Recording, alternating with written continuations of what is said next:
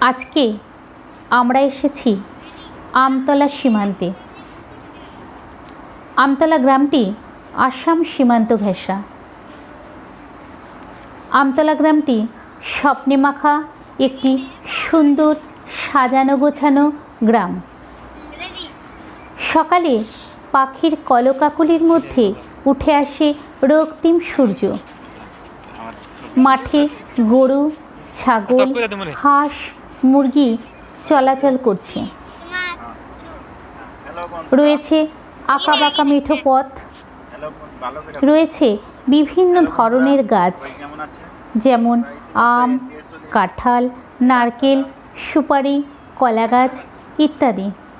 যতই বলবো শেষ আর হবে না।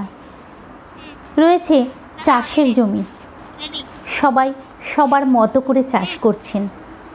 কেউ ধান, কেউ গম, কেউ বা ভুট্টা। খুব সুন্দর সাজানো গোছানো একটি গ্রাম হলো আমাদের আমতলা গ্রাম।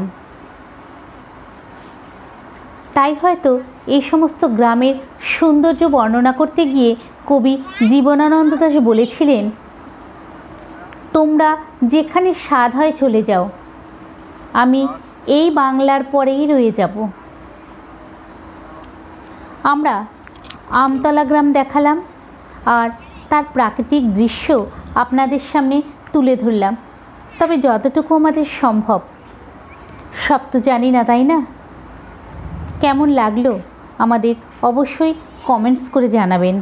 হ্যাঁ হ্যাঁ হ্যাঁ।